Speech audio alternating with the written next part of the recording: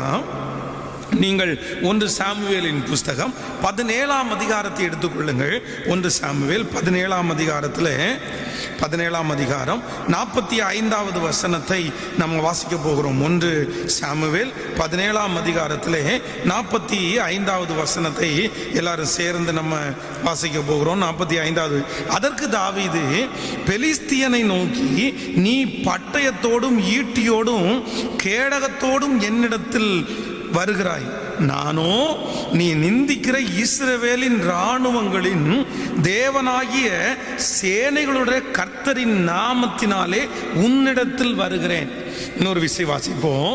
அதற்கு தாவீது பெலிஸ்தியனை நோக்கி, நீ பட்டயத்தோடும் ஈட்டியோடும் கேடகத்தோடும் என்னிடத்தில் வருகிறாய், நானும் நீ நிந்திக்கிற இஸ்ரவேலுடைய இராணுவங்களின் தேவனாகிய சேனைகளுடைய கர்த்தரின் நாமத்திலே உன்னிடத்தில் வருகிறேன்.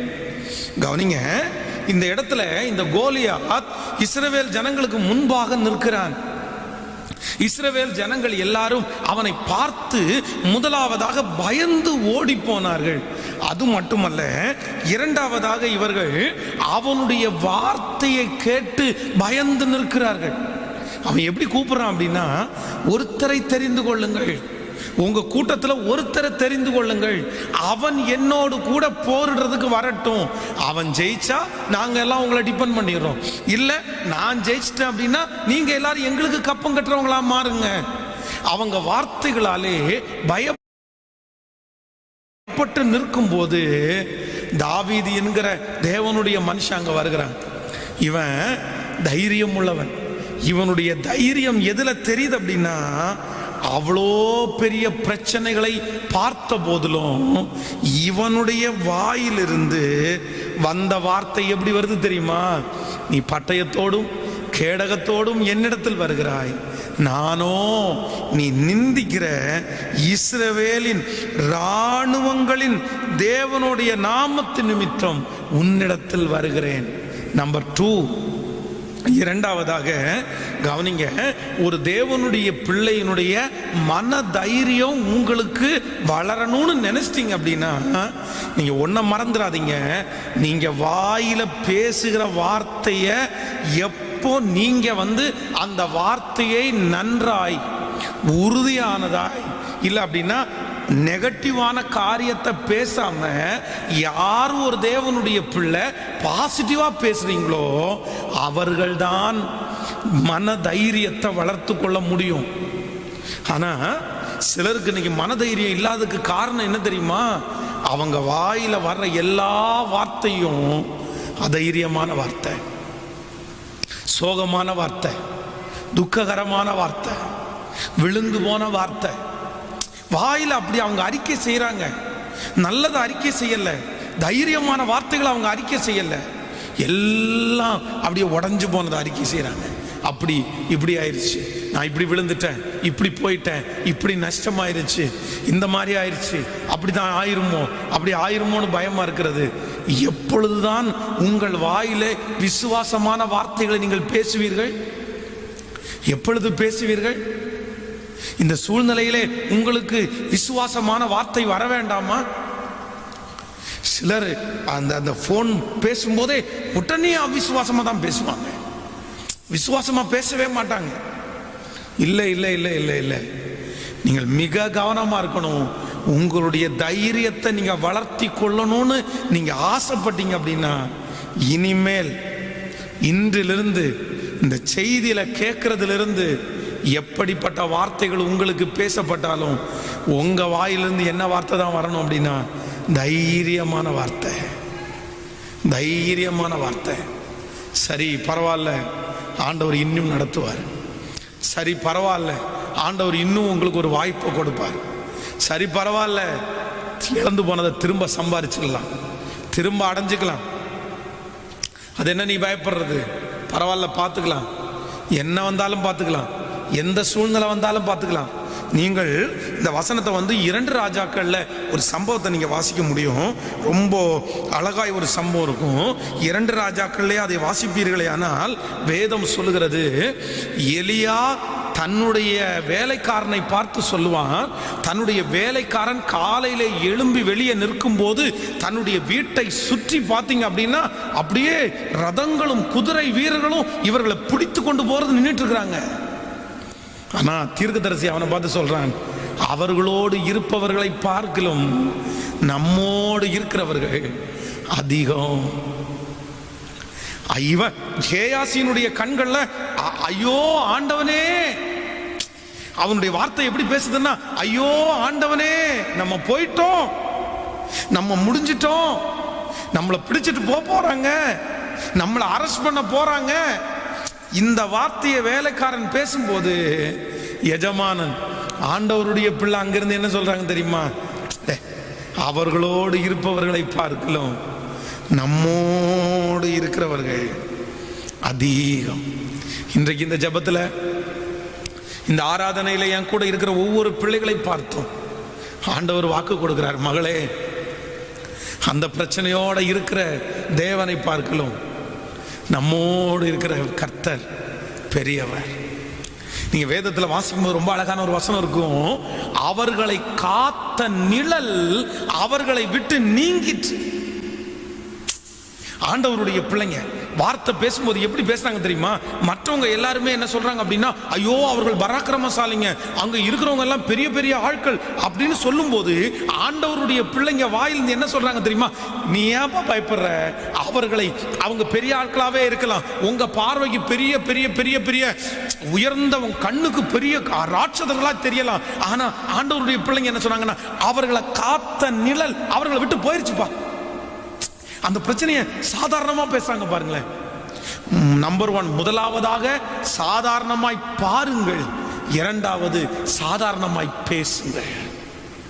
உங்க வாயினுடைய வார்த்தை அப்படிதான் வரணும், வேற எந்த அதான் துதித்தலும் சபித்தலும் உங்க வாயிலிருந்து வரக்கூடாது அப்படின்னு ஆண்டவர் அதுல மிகவும் கவனமுள்ளவர்களா இருக்கிறார். இன்றைக்கு முதற்கொண்ட ஆண்டவருடைய பிள்ளைகள் இந்த வீடுகளிலே இருக்கும்போது ஒவ்வொருத்தரும் ஜெபம் பண்ணுங்க. எப்படி ஜெபம் பண்ணுங்க அப்படின்னா, உங்க ஜெபத்துல கூட அந்த வார்த்தையில என்ன வரணும் அப்படின்னா, என்னுடைய ஆண்டவர் பெரியவர், என்னுடைய ஆண்டவர் சிறந்தவர், அவரால் முடியாது எதுவும் இல்லை அப்படின்னு விசுவாசமான வார்த்தைகளை ஒரு நாள் தூங்குறதுக்கு முன்னாடி குறைஞ்சது 100 வார்த்தையாவது நீங்க பேசணும். அந்த பிரச்சனையை பார்த்து நீங்க பேசுங்க, அந்த சூழ்நிலையை பார்த்து நீங்க பேசுங்க, அந்த நபரை பார்த்து நீங்க பேசுங்க, என் ஆண்டவர் பெரியவரா, ஆண்டவர் பெரியவர்ரா, உன்னை பற்றி நான் பெருசா பேச மாட்டேன். ஹல்லேலூயா. விசுவாசிக்கிறீங்களா, நம்புறீங்களா? ஆமென். சோ நம்பர் 2, உங்களுடைய மன தைரியத்தை நீங்கள் வளர்த்த வேண்டுமானால் நீங்க எதுல ரொம்ப கவனமா இருக்கணும்னா, உங்க வார்த்தையில் நீங்க ரொம்ப கவனமா இருக்கணும். நீங்கள் வேதத்துல 2 மடங்கு ஆசீர்வாதத்தை பெற்றுக்கொண்ட தேவ மனுஷனை நீங்கள் பார்க்கிறீர்களே, யோபுவை பார்ப்பீர்களே, ஆனால் யோபுவனுடைய வாயிலிருந்து என்ன சொன்னான் தெரியுமா, அவர் என்னை கொன்று போட்டாலும் அவர் மேல் நம்பிக்கையா இருப்பேன். தேவரே சகலத்தையும் செய்ய வல்லவர், நீ செய்ய நினைத்தது ஒன்றும் தடைபடாது. யோபுவை பொறுத்த வரைக்கும் கர்த்தர் கொடுத்தார், கர்த்தர் எடுத்தார், கர்த்தருடைய நாமத்திற்கு ஸ்தோத்திரம். அவன் எதுல ரொம்ப கவனம் உள்ளவனா இருந்தான் அப்படின்னா, அவனுடைய வாயிலே புறப்படுகிற வார்த்தையில் அவன் ரொம்ப கவனம் உள்ளவனா இருந்தான். அந்த வார்த்தையில் அவன் தவறவே இல்லை. அந்த வார்த்தையே அவனை பார்த்தீங்க அப்படின்னா வாழ வச்சிருச்சு. 2 மடங்கு அவனுக்கு ஆசீர்வாதத்தை கொண்டு வந்துச்சு. இன்னைக்கு தீர்க்க தரிசனமாய் சொல்லுகிறேன், உங்க வார்த்தை உங்களுக்கு 2 மடங்கான ஆசீர்வாதத்தை கொண்டு வரும். அதான் நான் அடிக்கடி சொல்லுவேன், நைட்டிங்கேல் அம்மையார் அந்த அவங்களுடைய சாப்டரை நீங்கள் எல்லாரும் வாசிச்சிருப்பீங்கன்னு நினைக்கிறேன். பாட புத்தகத்தில் கூட நீங்கள் படிச்சிருப்பீங்க. அவங்க ஒரு டைம் யுத்தம் நடந்து கொண்டிருக்கும் போது அந்த யுத்தத்தில் இருக்கிற அநேக வீரர்கள் அப்படியே பட்டயத்தினால விழுந்து கொண்டிருந்தார்கள், நோயினால விழுந்து கொண்டிருந்தார்கள். அவர்களுக்கு அந்த நோயை எதிர்த்து நிற்க முடியல. அந்த நோயை அவர்களுக்கு சுகமாக்குறதுக்காக மருந்து எடுக்கிறதுக்கு பல கிலோமீட்டர் தூரம் பிரயாணம் பண்ணி போயிட்டாங்க. அங்கிருந்து வர்றதுக்குள்ள ஒவ்வொரு வீரர்களும் இறந்து கொண்டே போகிறார்கள். அப்ப இவங்க என்ன பண்ணாங்க அப்படின்னா, ஒவ்வொரு வீரர்களும் இரவிலே படுத்து தூங்கி கொண்டிருக்கும் போது தன்னுடைய கையில ஒரு லைட் எடுத்து, அதான் நம்ம அவர்களை அடைமொழியாய் சொல்வார்கள் கை விளக்கு ஏந்திய காரிகை அப்படின்வாங்கல்ல, தன்னுடைய கையில் விளக்கை எடுத்துட்டு போய் ஒவ்வொரு வீரனுடைய தலை மட்டிலையும் போய் உட்கார்ந்து ஒரு சில நிமிடங்கள் அந்த தலைவனிடத்தில் சொல்லுவாங்களாமா, டேய் நீ யாரு? நீ பெரிய யுத்த வீரன், இந்த வியாதி ஒன்று ஒன்றும் பண்ணாது, நீ எழும்பி நிற்ப, நீ கற்பனை பண்ணிப்பாரு, நீ ஒரு யுத்த வீரனா நிற்கிற, உனக்கு முன்பாக இருக்கிற எதிரியை வீழ்த்துற, நீ நம்முடைய தேசத்துக்கு சுதந்திரத்தை கொண்டு வர போற அப்படின்னு ஒவ்வொரு பெட்லையும் போய் பேசி பேசி பேசி அந்த மருந்து வர்றதற்குள்ள ஆயிரக்கணக்கான பேருக்கு ஜீவன் கொடுத்தார்கள் அப்படின்றத அந்த சரித்திரத்தில் நம்ம வாசிக்க முடியும். அவங்க வார்த்தை நிறைய வீரர்களுக்கு மருந்து இல்லை, அவங்க வார்த்தை மருந்தா மாறிடுச்சு. நான் நம்புறேன், உங்க வீட்டில் சோர்ந்து போய் இருக்கிறவங்க, உங்க வீட்டில் உடஞ்சு போய் கிடக்கிறவங்க, தைரியமே இல்லாம இருக்கிறவங்க இடத்துல பார்த்து நீங்க நிறைய பேர் எதில் அவங்கள தைரியப்படுத்தணும்னா வார்த்தைகளை பேசுங்க, வார்த்தைகளை பேசுங்க. வார்த்தைகளால நீங்கள் அவரை தைரியப்படுத்த ஆரம்பிங்க. நான் நம்புறேன், ஆண்டவர் உங்களுக்கு பெரிய அற்புதம் செய்வார். ஹல்லேலூயா. கைகளை அப்படியே மேலே உயர்த்தி ஆண்டவரிடத்துல கேளுங்க, ஆண்டவரே என் வார்த்தையில் ஒரு தைரியத்தை தாங்க ராஜா. நான் வார்த்தையை மைனஸா பேசிடக்கூடாது. ஒரு நாட்கள்ல பல மணி நேரங்கள் பல வார்த்தைகள் நான் குறைவாதாப்பா பேசுறேன், நான் நொந்து போனதாப்பா பேசுறேன், ஆனா இப்படி நான் பேச மாட்டேன் ஆண்டவரே. ஹல்லேலூயா. நம்பர் 3, மூன்றாவது, ஒரு தேவனுடைய பிள்ளை தனக்குள்ளே இருக்கிற தைரியத்தை வளர்த்தி கொள்வதற்கு மூன்றாவது தேவையான ஒரு சத்தியத்தை அந்த அதிகாரத்தில் நம்ம வாசிக்க போகிறோம். எடுத்துக்கொள்ளலாம். 1 சாமுவேல் 17ஆம் அதிகாரத்தை எல்லாரும் எடுத்துக்கொள்ளலாம். 1 சாமுவேல் 17ஆம் அதிகாரத்தில் 37வது வசனத்தை நம்ம வாசிக்க போகிறோம். வாசிக்கலாமா? 1 சாமுவேல் 17ஆம் அதிகாரத்திலே 37வது வசனத்தை வாசிக்கலாமா? பின்னும் தாவீது என்னை சிங்கத்தினுடைய கைக்கும் கரடியின் கைக்கும் தப்புவித்த கர்த்தர் இந்த பெலிஸ்தியன் கைக்கும் தப்புவிப்பார் என்றான். அப்பொழுது சவுல் தாவீதை பார்த்து, போ, கர்த்தர் உன்னோடே கூட இருப்பாராக என்றார். இன்னொரு விஷயம் கூட நம்ம வாசிக்க போகிறோம். பின்பு தாவீது என்னை சிங்கத்தினுடைய கைக்கும் கரணியினுடைய கைக்கும் தப்புவித்த கர்த்தர் இந்த பெலிஸ்தியனுடைய கைக்கும் என்னை தப்புவிப்பார் என்றார். நன்றாய் கவனிங்க.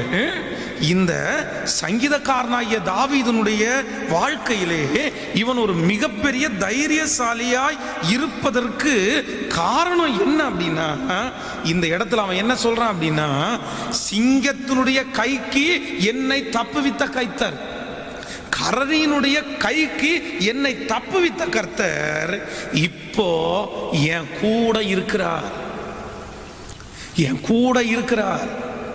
ஒரு தேவனுடைய பிள்ளைக்கு நீங்கள் தைரியசாலிகளாய் மாற வேண்டும் என்றால், உங்களுக்குள்ள தைரியம் வரணும்னா நீங்க எடுக்க வேண்டிய முயற்சி, எடுக்க வேண்டிய மூன்றாவது காரியம் என்ன அப்படின்னா, தேவன் என் கூட இருக்கிறார் என்று நீங்க எப்ப நினைக்கிறீங்களோ அப்பதான் நீங்க தைரியசாலிகளா மாற முடியும்.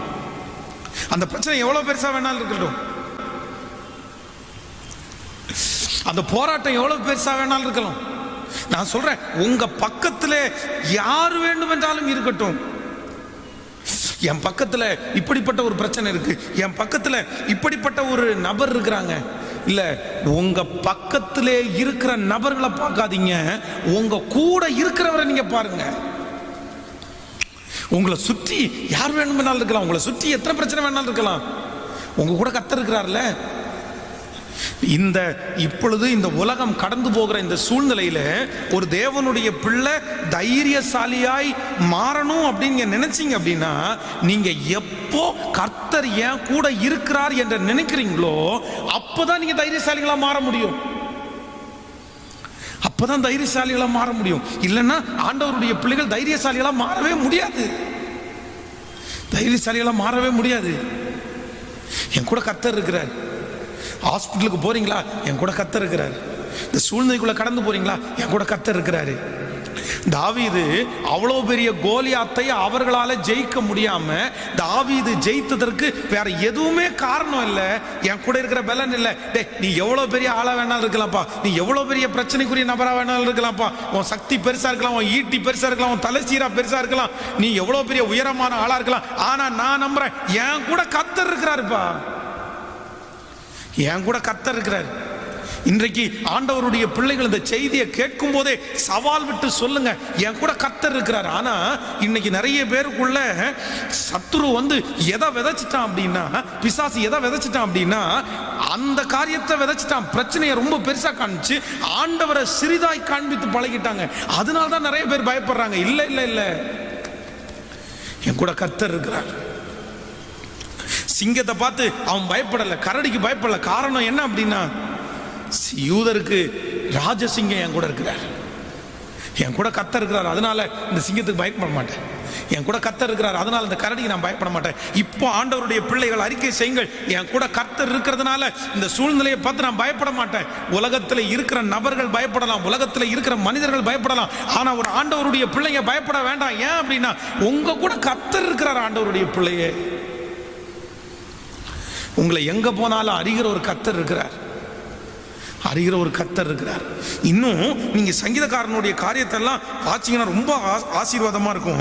நீங்கள் எடுத்துக்கொள்ளுங்கள், சங்கீதம் 3ஆம் சங்கீதத்தை எடுத்துக்கொள்ளுங்கள். 3ஆம் சங்கீதத்தில் 6வது வசனத்தை நம்ம வாசிக்க போறோம். 3ஆம் சங்கீதம் 6வது வசனத்தை நம்ம வாசிக்கும் போது, ஆனாலும் கர்த்தாவே நீர் என் கேடகமும் என் மகிமையும் என் தலையை உயர்த்துகிறவருமாய் இருக்கிறீர். 6வது வசனம் 5வது வசனம், நான் படுத்து நித்திரை செய்தேன், விழித்துக் கொண்டேன், கர்த்தர் என்னை தாங்குகிறார். 6வது வசனம், எனக்கு விரோதமாய் சுற்றிலும் படையெடுத்து வருகிற 10,000 பேருக்கு நான் பயப்பட மாட்டேன். சங்கீதக்காரன் ஏன் அப்படின்னா என் கூட கர்த்தர் இருக்கிறார். எனக்கு விரோதமாய் சுற்றிலும் படையெடுத்து வருகிற 10,000 பேருக்கும் நான் பயப்பட மாட்டேன். இங்கேயும் படையெடுத்து வர்றாங்க, இங்கேயும் படையெடுத்து வர்றாங்க, என்னை சுற்றி படையெடுத்து வர்றாங்க, ஆனால் நான் பயப்பட மாட்டேன். ஏன்னா என் கர்த்தர் என் கூட இருக்கிறார். நீங்கள் 46வது சங்கீதத்தை எடுத்துக்கொள்ளுங்கள். 46ஆம் சங்கீதம் 2வது வசனத்தை வாசிப்பீர்களே ஆனால், 46வது சங்கீதத்திலே 2வது வசனத்தை நம்ம வாசிக்கும் போது, ஆகையால் பூமி நிலை மாறினாலும் மலைகள் நடு சமுத்திரத்தில் சாய்ந்து போனாலும் அதன் ஜலங்கள் கொந்தளித்து பெருகி அதன் பெருக்கினால் பர்வதங்கள் அதிர்ந்தாலும் நான் பயப்படேன், நான் பயப்படேன். ஏன் அப்படின்னா கர்த்தரை நான் எப்பொழுதும் எனக்கு முன்பாக வைத்திருக்கிறேன்.